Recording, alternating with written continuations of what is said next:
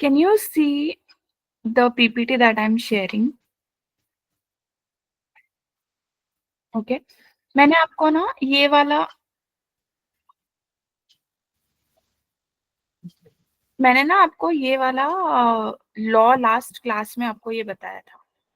सबको याद होना चाहिए लास्ट क्लास का जो भी हम करते हैं आप रिवाइज करके क्लास में आया करो ताकि आपको समझ में आए। अदरवाइज अगर आप रिवाइज नहीं करोगे या आपको मुंह ज़बानी फॉर्मूले आइडेंटिटी या फिर जो भी हम करते हैं वो अगर याद नहीं होगा ना तो फिर आपको पूरा क्लास मतलब पूरा चैप्टर स्टक हो जाता है।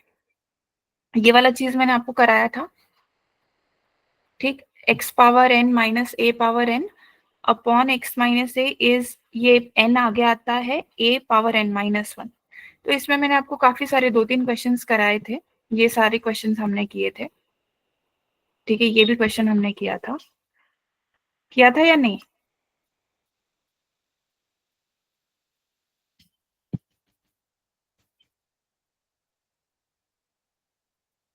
ये क्वेश्चन मुझे नहीं लगता मैंने किया था, बट इसका ना आप क्या किया करो, बहुत ज्यादा दिमाग नहीं लगाना है आपको, क्योंकि आपको मेथड बताना नहीं है। ये बोर्ड्स के लिए वगैरह ठीक है, बोर्ड्स एग्जाम जो आप देते हो उसके लिए ये सब ठीक है, बट क्योंकि हमको ऐसा मतलब ये इतना ये नहीं है कि कैसे सॉल्व किया है, तो हम हमेशा अगर ये फॉर्म आप ऑब्जर्व कर लेते हो कि ये 0/0 फॉर्म है और ये क्या है इन्फिनिटी बाय इन्फिनिटी के फॉर्म है, तो आपको बस एल हॉस्पिटल रूल के बारे में सोचना चाहिए।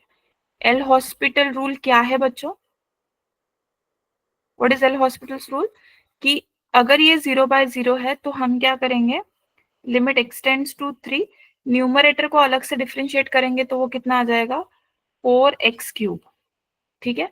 और डिनोमिनेटर करेंगे तो 4x माइनस 5 ये आ जाएगा। अब डाल के देखते हैं x is equal to 3, so 4 × 3³ upon 4 3 ज़ा 12 minus 5, so 4 × 3³ is 27 by 12 minus 5 is 7, तो 4 7 ज़ा 28, 4 2 ज़ा 8, 108/7 ये आंसर आ जाएगा। तो ये जो इतना इन्होंने फैक्टराइज वगैरह किया है इसमें बहुत ज्यादा टाइम लग जाता है, तो एल हॉस्पिटल रूल से बहुत जल्दी आंसर आ जाता है, शॉर्टकट है ये। तो आप ऐसे ही किया करो, बोर्ड में चलता नहीं है एल हॉस्पिटल रूल। अब ये जो थ्योरम है बहुत इंपॉर्टेंट थ्योरम है, सैंडविच थ्योरम। क्या है सैंडविच थ्योरम? तो कुछ नहीं है, सैंडविच थ्योरम बहुत हाइप्ड है। हाइप्ड है मतलब क्या है कि समझने में बिल्कुल ही आसान सा है, कुछ नहीं है, बस इससे इनइक्वालिटीज होती है। अब एक्चुअली बहुत कॉमन सेंस वाली चीज है, आप ऐसा सुनो कि पहले चीज क्या होनी चाहिए पता आपको, ये एक्स एक्सिस है, ये वाई एक्सिस है। जो फंक्शन ऊपर होता है, अगर इसका नाम एफ है और इसका नाम जी है,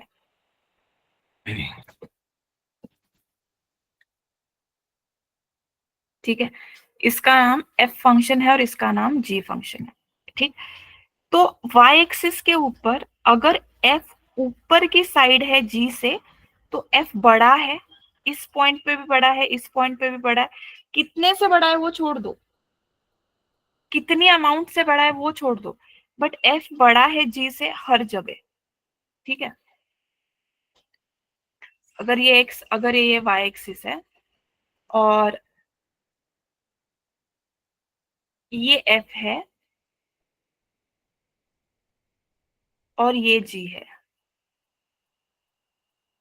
ठीक है, ये जी है और ये पॉइंट ना ए है और ये पॉइंट बी है, मतलब ये x is equal to a तक है और ये x is equal to b तक है। तो ए तक टिल ए कौन बड़ा है? ग्रीन वाला बड़ा है क्योंकि y एक्सिस पे वो ऊपर है, तो f is greater than g। Till कहाँ तक? x is equal to a तक, ठीक है। Between a and b, a and b कौन बड़ा है? ऑरेंज वाला बड़ा है, तो हम क्या बोलेंगे g is greater than f। After b, after b क्या है? ग्रीन वाला ऊपर है, तो f is greater than g, ये पता होना चाहिए। मतलब जो फंक्शन y एक्सिस के ऊपर वाई एक्सिस के अलोंग बड़ा होता है वो ऊपर होता है। तो यहाँ पे ये वाला बड़ा था, ये वाला बड़ा था, ठीक। यहाँ पे ये वाला बड़ा था जी, और यहाँ पे फिर से एफ बड़ा था, तो वो हमने देखा। अब ये बेसिस है सैंडविच थ्योरम का। अब देखो, ये एफ है और ये जी है, ठीक। और ये एक नया फंक्शन है जो कौन है, एच है। तो तीन फंक्शंस की बात चल रही है। तो f of x is what, greater than h, and h is greater than g. Sandwich theorem बोलो तो तीन तो चाहिए। हम ब्रेड का सैंडविच खाते हैं, किसी चीज का सैंडविच खाते हैं, तो तीन चीजें एक के ऊपर एक ओवरलैप होती है, मिनिमम तीन ओवरलैप होती है, तभी हम उनको सैंडविच बोलते हैं। तो ये ये सिचुएशन है सैंडविच थ्योरम का, तीन होने चाहिए। अब एग्जैक्टली सैंडविच थ्योरम का क्या स्टेटमेंट है, यहाँ पे ऐसा होता है इक्वल टू, मतलब अब इसका ग्राफ में निकालती हूँ। मतलब ये एफ फंक्शन है, ठीक। फिर ये क्या है, जी फंक्शन है, व्हाटएवर एच है। और फिर ना ये नीचे वाला जो कोई फंक्शन था वो, तो ये एफ था, ये एच है, और ये जी है। ये एक्स एक्सिस है, ये ओरिजिन है, और ये वाई एक्सिस है, ठीक है। तो यहाँ पे यही कंडीशन है, ये एक पॉइंट पे ये एक साथ आ गए। तो F is greater than H is greater than G और इक्वल टू। तो यहाँ पे ग्रेटर देन वाली सिचुएशन सेटिस्फाई करती है, यहाँ पे इक्वल टू वाली। तो अगर ऐसा है, if this at X is equal to A, तो वैसे तो प्रॉपर्टी ऐसा है, F is greater than H is greater than G, but at X is equal to A क्या हो गया, F equal to G equal to H हो गया, ठीक।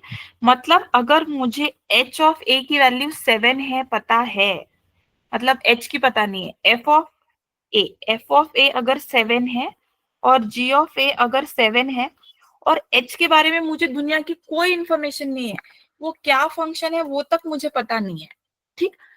लेकिन मुझे ये पता है कि एच इन दोनों के बीच में सैंडविच्ड है, तो मैं एच का वैल्यू डायरेक्ट बता सकती हूँ कि एच क्या है, 7 ही है। क्यों? क्योंकि वो सैंडविच थ्योरम से। तो एच के बारे में मुझे कोई इंफॉर्मेशन नहीं है, बट ये पता है कि एच इज बिटवीन, मतलब ये इंफॉर्मेशन है बेसिकली मुझे, तो मैं वैल्यू बता सकती हूँ। इसको बोलते हैं सैंडविच थ्योरम, और कुछ नहीं, बस यही है सैंडविच थ्योरम। किधर गया स्टेटमेंट, तो this is the official statement, f h is greater than g is equal to f. तो ऊपर नीचे की अगर वैल्यू एल है फंक्शन की, तो बीच में जो फंक्शन है वो सैंडविच हो जाएगा इसके बीच में, दोनों के बीच में, तो उसकी वैल्यू भी एल ही आनी है, उसकी भी वैल्यू कितनी आनी है, एल ही आनी है। ये है सैंडविच थ्योरम। अब देखो सर्कुलर थ्योरम, ये सारा मतलब डेरिवेशंस है, हमको जरूरत नहीं है इतना, क्लासिकल जब मैथमेटिक्स पढ़ते हैं तो करते ही है, बट हमको इतना जरूरत नहीं है। मैं रूल्स नहीं पढ़ाऊंगी आपको कैसे प्रूव किया, ये याद करना तो बहुत ही याद करना है हमको। क्या रूल है ये, limit x tends to 0, sine x by x कितना होता है 1। सर्कुलर लिमिट्स या ट्रिग्नोमेट्रिक लिमिट्स बोलते हैं टी लिमिट्स। टी लिमिट्स मतलब ट्रिग्नोमेट्रिक लिमिट्स। इसके साथ साथ ये कैसा क्यों आया, तो वो सीरीज लगा के भी हो सकता है, सैंडविच थ्योरम से भी हो सकता है, वो सर्कल ड्रॉ करके भी आ सकता है, कैसे आ सकता है मुझे हमको इतना इंटरेस्ट नहीं है, ये याद रखना है हमको। इसके साथ साथ और एक होगा टैन का, कोई कुछ बोल रहा है क्या,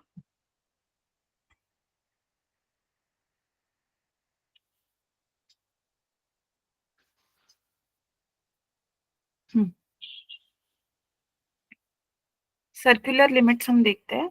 सर्कुलर सर्कुलर वर्ड जब होता है वो ट्रिग्नोमेट्री होता है, ओके। तो आपने क्या देखा, sine x by x is 1, इसका एक क्लासिक एग्जांपल यहाँ पे दिया है। आप ये सब मत देखो, मैं ही कर देती हूँ इसको। देखो, मैं हमको बार बार बोल रही हूँ, मैथ स्टैंड अलोन तरीके से नहीं पढ़ा जा सकता है। कि ये चैप्टर में पढ़ूंगा, वो चैप्टर में नहीं पढ़ूंगा। अब उसका मैं एग्जांपल आपको अभी दे देती हूँ। ये क्वेश्चन क्या था, limit x tends to 0 cos x by x. तो वैसे तो ये क्वेश्चन लिमिट्स का है, लेकिन इसमें ट्रिग्नोमेट्री, इतना ट्रिग्नोमेट्री तो आप अगर जिसने छोड़ा है, पढ़ा ही नहीं है, वो बहुत ज्यादा फंसने वाला है मैथ्स में, क्योंकि ट्रिग्नोमेट्री का क्वेश्चन तो उसको नहीं आएगा। वो तो कॉमन सेंस की बात है कि अगर मैंने ट्रिग्नोमेट्री नहीं पढ़ा तो मुझे ट्रिग्नोमेट्री का क्वेश्चन नहीं आएगा, तो वो तो कॉमन सेंस की बात है। लेकिन जो आपको पता नहीं है वो ये है कि अगर आपने ट्रिग्नोमेट्री नहीं पढ़ा है तो आपको और बहुत सारे चैप्टर्स नहीं आएंगे, क्योंकि ट्रिग्नोमेट्री बहुत ज्यादा इंटरफेयर करता है कैलकुलस में। सारे चैप्टर्स में ट्रिग्नोमेट्री यूज होता है। जैसे अगर आप लिमिट्स पढ़ोगे तो वो है लिमिट ऑफ अ फंक्शन, तो सबसे बड़ा फंक्शन है trigonometry function. Continuity of a function, तो फंक्शन कौन, trigonometric function. Differentiability of a function, differentiation of a function, integration of a function. तो सारे किसका है, फंक्शन का, और सबसे बड़ा फंक्शन है ट्रिग्नोमेट्रिक फंक्शन। तो अगर वो फंक्शन ही नहीं आता है तो उसके सारे, ये सारे जो उस पे हम बिल्डिंग बांध रहे हैं, वो तो नहीं आएगा। तो आपको सबको बेसिक ट्रिग्नोमेट्री तो आनी चाहिए। जैसे ये 1 - cos x को हम क्या लिख सकते हैं by using the formula of trigonometry, बताओ जरा। cos 2x क्या होता है, क्या क्या फॉर्मूले है, कौन कौन बताएगा मुझे, अनम्यूट करके या लिख के। cos 2x के 4 फॉर्मूले होते हैं हमारे पास। चारों फॉर्मूले कौन बताएगा, हाथ ऊपर करो, रेज करो हैंड, में अनम्यूट करूंगी आपको। एनीवन।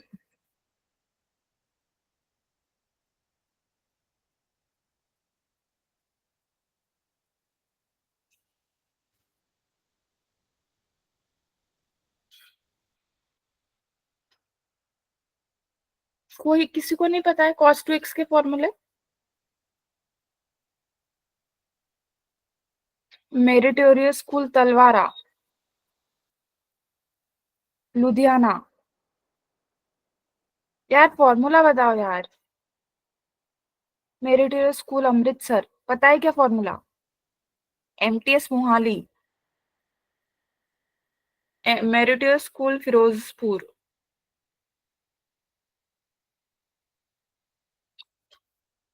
ठीक है, मैं लिख देती हूँ। cos x के cos 2x के आपके पास कितने फॉर्मूले हैं, 4 फॉर्मूले। cos 2x को आप क्या लिख सकते हो, आप लिख सकते हो cos² x माइनस sin²x, या लिख सकते हो 2 cos² x -1, 1 - 2 sin²x, या मतलब ये एक, ये दूसरा, ये तीसरा। और tan के टर्म्स में क्या लिख सकते हो, 2 tan x/1 - tan²x। ये 4 फॉर्मूले हैं हमको। तो अगर मुझे cos 2x is equal to, मैंने इसको ठीक है, इट इज 1 - 2 sin²x, तो मैं ऐसा लिख सकती हूँ 2 sin²x is equal to 1 - cos 2x, ऐसा लिख सकते हैं। तो sin²x, 1 - cos 2x को हमने क्या लिखा, 2 sin²x। MTS school Mohali, very good. Okay, 2 sin²x लिख सकते हैं, तो 1 - cos 2x को हम क्या लिख सकते हैं, 2 sin²x/x लिख सकते हैं।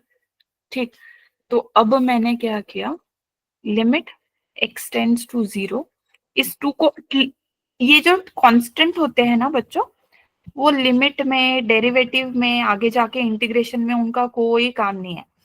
तो ये, इनको बाहर निकाल दिया करो आप, इसका कुछ काम नहीं है। लिमिट में भी नहीं है, आगे जाके डेरिवेटिव में भी नहीं होगा, इंटीग्रेशन में भी नहीं। तो sin²x को मैं sin x का ऐसा स्क्वायर लिख सकती हूँ।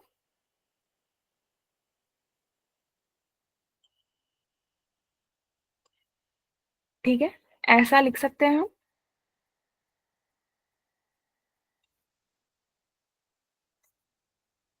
लिख सकते हैं, नहीं लिख सकते। तो ये देखो, ये फॉर्मूला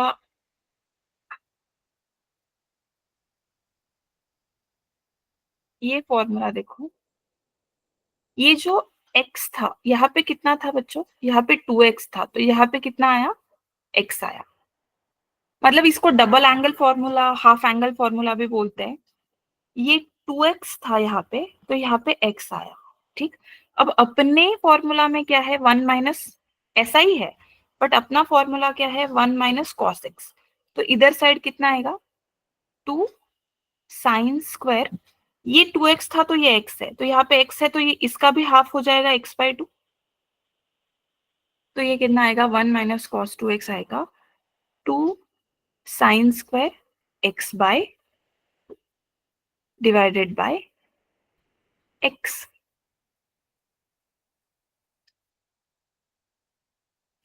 ठीक, x। तो मैं क्या करती हूँ, ये 2 को तो मैंने बाहर लिखा, ये है साइन x/2 का होल स्क्वायर अपॉन x। तो इस इसको मैंने x/2 लिखा और मल्टीप्लाई भी कर दिया 2 से। सो ये 2 और ये 2 कैंसिल हो गया, तो आपके पास क्या आया, limit x tends to 0, limit x tends to 0। Okay, ऐसा लिख रही हूं मैं, जरा देखना अच्छे से। ओके, ध्यान देके सुनो, x/2 और एक और साइन x/2 बचता है, तो वो ऐसा लिख दिया मैंने। तो ये जो था, वो तो अभी जो प्रॉपर्टी मैंने बताया साइन x/x प्रॉपर्टी से, ये 1 हो गया।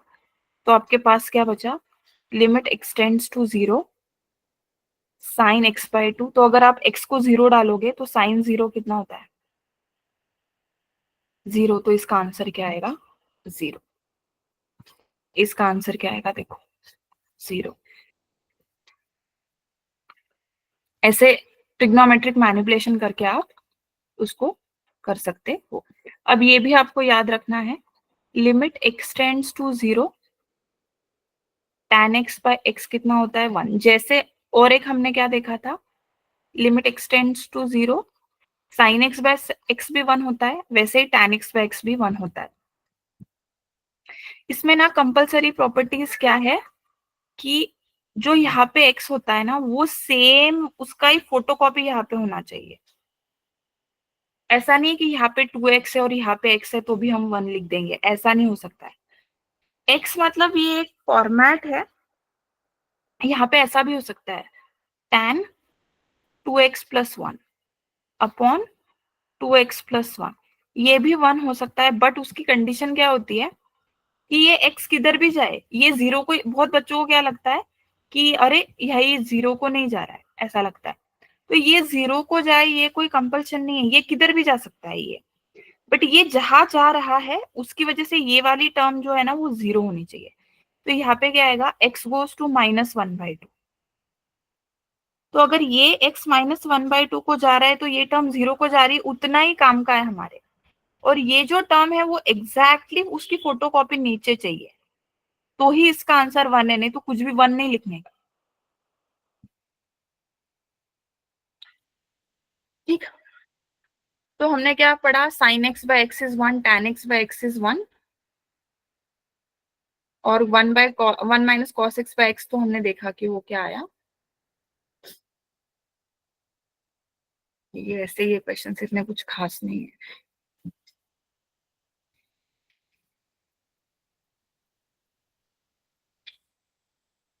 ये ना इसका क्वेश्चन है सैंडविच थ्योरम का, ये कैसे लिखना है वो सब छोड़ दो, मैं आपको इसको करके दिखाती हूँ।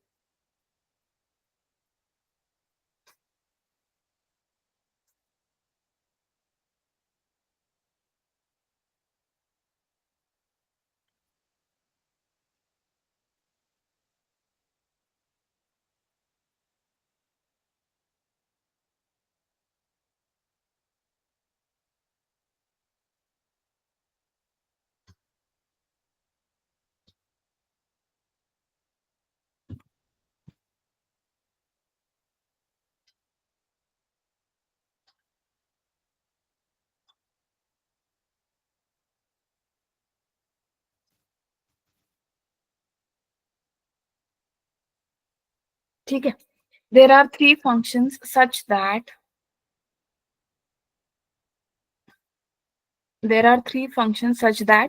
h बड़ा है g से और इक्वल है और वो f से, मतलब h बड़ा है g से, g बड़ा है f से, ये सिचुएशन है। ठीक है, तो f क्या है, कॉर्नर वाले हमको अगर इक्वल मिल गए, ये कॉर्नर वाले, मतलब हमने सैंडविच थ्योरम क्या देखा था, ये एक, ये दूसरा और ये तीसरा, अगर ये पहला और तीसरा हमको सेम मिल गया तो दूसरा उतना ही होगा, सैंडविच थ्योरम का स्टेटमेंट है। तो एफ ऑफ एक्स मतलब पहला ऊपर वाला, नीचे वाला दिया है ये, वो कितना है, x cube plus x minus two, और एच ऑफ एक्स कॉर्नर वाले है ये, एच ऑफ एक्स कितना दिया है, एक्स स्क्वायर, और हमको निकालना क्या है, near x is one, x is near one, तो ये लिमिट एक्स कहा जा रही है अभी, वन को, तो limit x tending to one f of x कितना होता है, वन क्यूब, डाल देंगे value, one cube plus one minus two, तो ये कितना होगा, जीरो। अब limit x tending to one h of x में हम डाल देते हैं x is equal to one,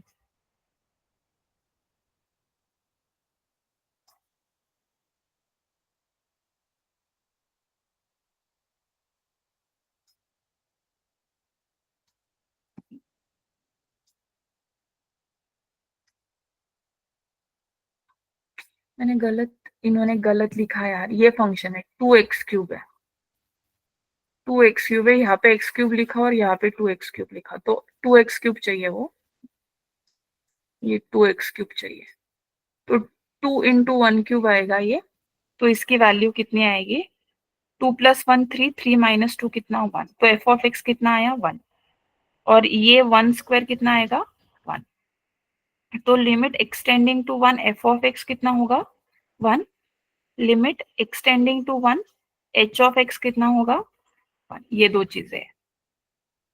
ठीक है, अब आपको जी ऑफ एक्स के बारे में तो कुछ नहीं पता, जी ऑफ एक्स के बारे में आपको कुछ भी नहीं पता है, मतलब जी ऑफ एक्स कौन है, उसका लिमिट क्या है, कुछ नहीं पता है, बट इतना पता है कि वो इन दोनों के बीच में सैंडविच है, तो आप जी ऑफ एक्स का वैल्यू कितना बताते हो, limit x tending to one g of x कितना होगा, वन। ठीक, अब ये सारी क्वेश्चंस आप प्रैक्टिस करना। अह, हम कुछ जेई मेंस के क्वेश्चन देखते हैं।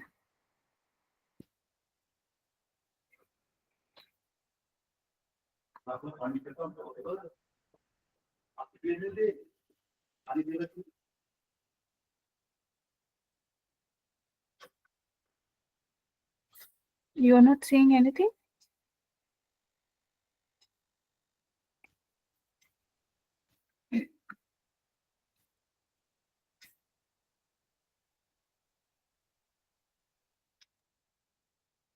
Yeah, can you see this file? So here I have सब आपके 24 जनवरी के क्वेश्चंस है, फर्स्ट के, मतलब पहली जेई मेंस लास्ट ईयर की, पहली जेई मेंस के क्वेश्चन है सारे। ठीक है, तो ये क्वेश्चंस मैं वैसे तो आज अपलोड करूंगी, सारे क्वेश्चंस तो आप नहीं सॉल्व कर पाओगे, बट फिर भी दैट आई तो मैं कुछ क्वेश्चंस आपको अभी यहाँ पे एक्सप्लेन करके दिखाती हूँ, राइट।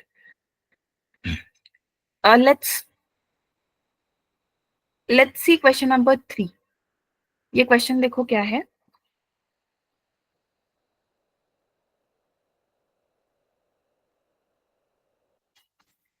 ये क्वेश्चन क्या है,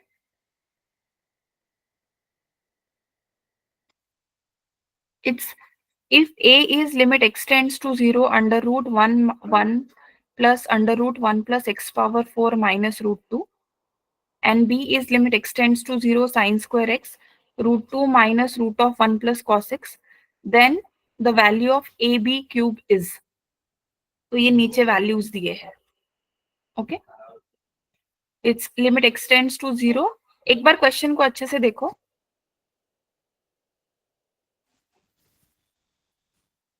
ठीक, अच्छे से देखो इस क्वेश्चन को, थर्ड क्वेश्चन को। इसका मैं आपको सॉल्यूशन दिखा रही हूँ अभी, क्वेश्चन नंबर 3 का।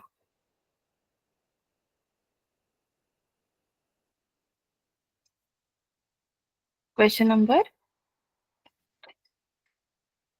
3 का, इसको देखो। यहाँ पे इसको क्या किया है, रैशनलाइज किया है। ओके, रूट में 1 + √(1 + x⁴ -√2) को हमने रैशनलाइज किया है। तो अब ये सब ना मैं आपको करके दिखाती हूँ, ये कैसे किया है इन्होंने।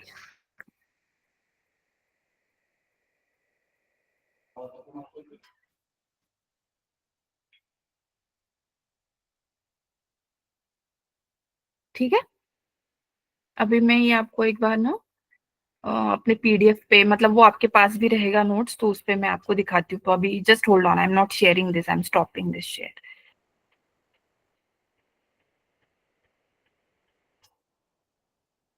इस पे करके दिखाती हूँ मैं आपको।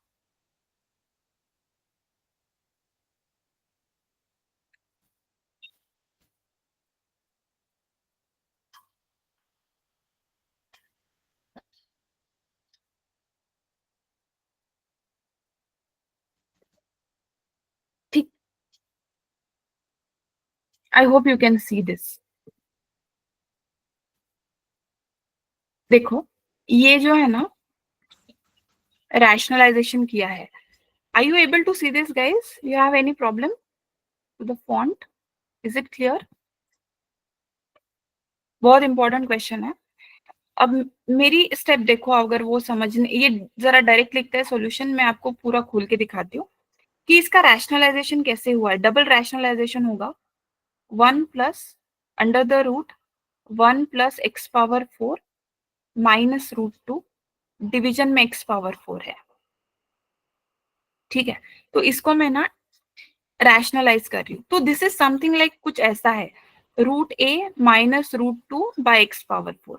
तो इसको मैं बच्चों कैसे रैशनलाइज करूंगी, √a + √2 अपॉन √a + √2, ऐसा करेंगे। तो अभी मैं कर रही हूँ, स्क्वायर रूट में 1 + √x⁴ लिखेंगे हम। ठीक है, डिवीजन में रूट में 1 + x⁴ I hope you are with me. तो ये ऊपर क्या हुआ, अब देखो ये क्या हुआ अभी, a + b a - b, तो ये कितना हो जाएगा, a² - b², मतलब a-2 हो जाएगा ये।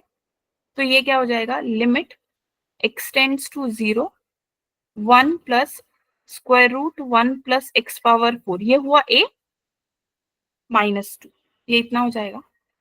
डिवीजन में आपके पास क्या आया, x की पावर में 4 और स्क्वायर रूट में 1 + रूट में 1 + x⁴ + √2।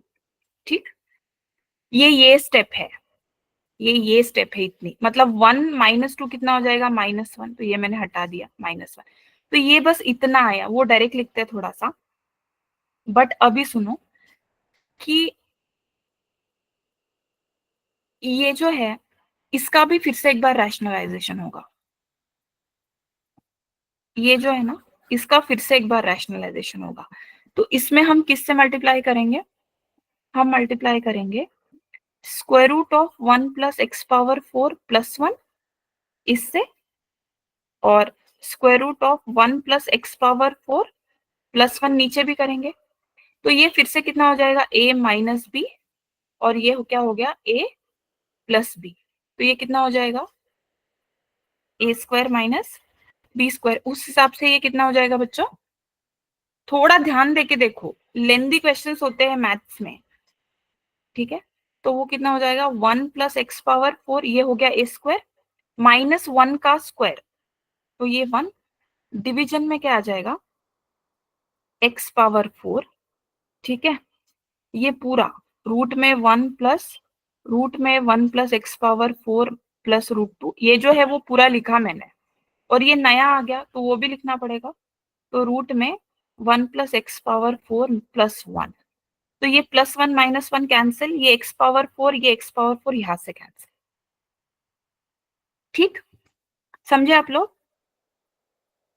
अब अब क्या बचा, अब लिमिट डाल दो, x इज इक्वल टू 0 डाल दो, तो ऊपर क्या हुआ 1, डिवीजन में ये क्या हुआ 0 और ये क्या हुआ 0, तो रूट का 1 1, 1 प्लस 1 √2, तो ये टोटल कितना आया, ये आया √2 प्लस ये कितना है √2, तो ये कितना आया 2 √2,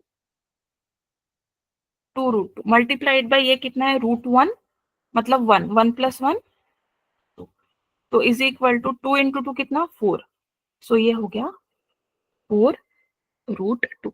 ये किसकी वैल्यू आई, ये आई वैल्यू ए की, क्योंकि ये ही ए था। तो हमने 2 बार रैशनलाइज किया है, ये फर्स्ट रैशनलाइजेशन हुआ और ये जो हुआ वो सेकेंड रैशनलाइजेशन। ये कितने लोगों को समझ में आया, थम्स अप दो मुझे, कितने लोगों को ये समझ में आया।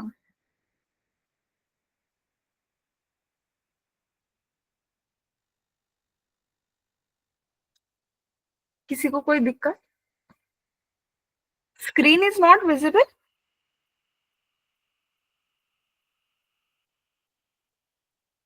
Can everyone see the screen, they are giving thumbs up, that means they are seeing the screen.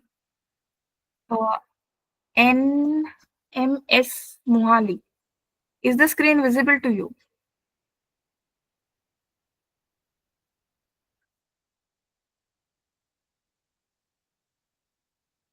ठीक है, ये आपको समझ में आया रैशनलाइजेशन, वो ए की वैल्यू आई, अभी बी की वैल्यू अभी बाकी है, तो बी की लिमिट क्या है देखो, उसको देखेंगे अभी।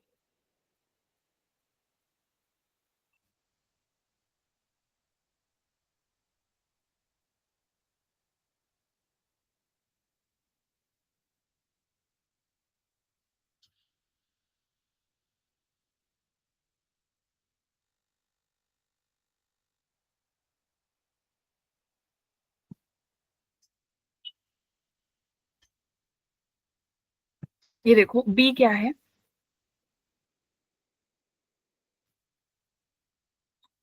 ये है बी फंक्शन, ए की वैल्यू तो निकल के आ गई हमारी, ये बी फंक्शन है, ठीक।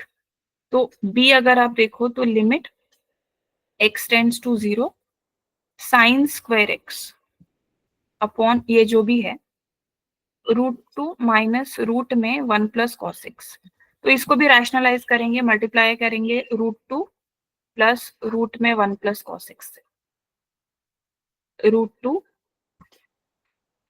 प्लस √1 प्लस कॉस एक्स, ठीक। तो ये क्या हो जाएगा, limit x tends to 0 sine square x ऊपर वैसे ही रहेगा एंड √2 प्लस रूट में 1 प्लस कॉस एक्स, डिवीजन में ये क्या है बच्चों, अगेन आपको हम इसी के लिए तो रैशनलाइज करते हैं, इस स्टेप के लिए a minus b a plus b, तो ये क्या होता है a square minus b square, तो a कौन है √2, उसका स्क्वायर कितना हो जाएगा 2, माइनस बी कौन है √1 प्लस कॉस एक्स, उसका स्क्वायर कितना हो जाएगा 1 प्लस कॉस एक्स, ठीक।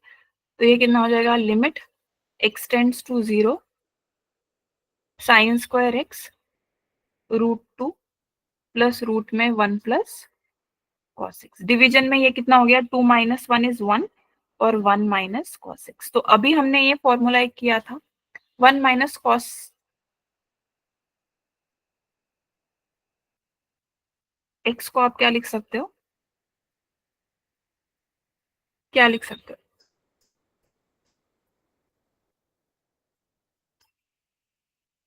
या तो आप क्या करो यहाँ पे limit x tends to 0 sine square x को हम क्या लिख सकते हैं, sine square x can be written as 1 minus cos square x, तो वो लिख दिया 1 माइनस कॉस स्क्वायर एक्स, ये है √2 प्लस √1 प्लस कॉस एक्स, और ये नीचे है 1 माइनस कॉस एक्स, तो दिस इज सेम थिंग, ये क्या है a square minus b square है फिर से, तो इसको आप क्या लिख सकते हो ए माइनस बी, मतलब 1 minus cos x into 1 plus cos x, तो ये 1 माइनस कॉस एक्स और ये 1 माइनस कॉस एक्स कैंसिल हो जाएगा, तो आपके पास अल्टीमेटली क्या स्टेप बचेगा, लिमिट एक्सटेंड्स टू 0, यहां से क्या बचा 1 प्लस कॉस एक्स, ठीक, और यहां से क्या बचा √2 प्लस √1 प्लस cos x। ठीक, ये बचा। अब डालो, तो cos 0 कितना होता है 1, तो ये कितना हो जाएगा 1। सो ये हो गया 2 इंटू cos, ये है √2 प्लस cos 0 कितना होता है 1, सो 1 प्लस 1 कितना है 2, सो ये है √2। सो क्या है 2 इंटू √2 प्लस √2 कितना होता है 2 √2, तो ये कितना है 4 √2। ये है किसकी वैल्यू, बी की, 4 √2। ठीक, तो ए की वैल्यू ये है 1/4 √2 और बी की वैल्यू है 4 √2। आपको क्या चाहिए था, आपको टोटल आंसर में क्या आंसर चाहिए, a b cube, a b cube. तो ए इज 1/4 √2, बी इज 4 √2 का क्यूब, 4 √2 का क्यूब सॉरी। तो ये कितना हो जाएगा 4 क्यूब इंटू 2 √2 अपॉन 4 √2। तो √2 गया, एक 4 गया, तो 4 स्क्वायर 16 इंटू 2, तो आंसर कितना आएगा 30। ये देखो आंसर कितना है 30। ये जेई मेंस का 2024 का जनवरी की जेई मेंस का शिफ्ट याद नहीं है, वो क्वेश्चन है। तो देखो लेंदी है क्वेश्चन, ठीक है, the question is lengthy. So if the question is lengthy you will take, मतलब थोड़ा हाथ को प्रैक्टिस हो जाएगा सॉल्व कर करके, तो थोड़ा कम समय लग सकता है, फिर भी 2 मिनट तो लगेंगे ही लगेंगे, 2 ढाई 3 मिनट भी लगेंगे इस क्वेश्चन को सॉल्व करने में। तो जो कैलकुलेशन हम करते हैं वन वन क्वेश्चन 1.5 मिनट, वो कैलकुलेशन बहुत ही हवे में कैलकुलेशन है। रियल टाइम एग्जाम में मैथ्स में थोड़ा समय ज्यादा लगता है, तो आपको भी पता है कि वो टाइम आपको फिजिक्स और केमिस्ट्री से छुड़ाना पड़ेगा मैथ्स के लिए। आप ऐसा नहीं बोल सकते हो कि मुझे 100 से केमिस्ट्री में 70-80 मार्क्स आ रहे हैं तो मैथ्स में भी 70-80 आने चाहिए, ऐसा नहीं होता है कभी भी। आप लेंथ देखो क्वेश्चन का, एंड दिस इज एटलीस्ट, ये क्वेश्चन लेंदी है बट कॉन्सेप्चुअली इतना डीप नहीं है ये क्वेश्चन। अगर आपको रैशनलाइजेशन करना आता है, थोड़ा बहुत ट्रिग्नोमेट्री आता है, तो आपको ये क्वेश्चन सॉल्व तो हो जाएगा, टाइम खाएगा वो लेकिन हो जाएगा। कभी कभी क्वेश्चन कॉन्सेप्चुअली डीप भी रहता है, तो आपको टाइम ज्यादा देना होता है, तो इसीलिए आपको केमिस्ट्री से, स्पेशली फिजिक्स से आई डोंट नो, उसमें भी काफी लेंथी क्वेश्चंस होते हैं, बट केमिस्ट्री से कुछ 15-20 मिनट चुरा के मैथ्स में वो यूटिलाइज करने पड़ते हैं, तभी आप कुछ 16-17 क्वेश्चन सॉल्व कर सकते हो, 2-3 तो वैसे भी छूट ही जाएंगे मैथ्स में। ठीक है, तो इस क्वेश्चन को आप फिर से एक बार प्रैक्टिस करना, मैं नोट्स अपलोड कर दूंगी। चलो then, bye bye, I hope you understood, bye.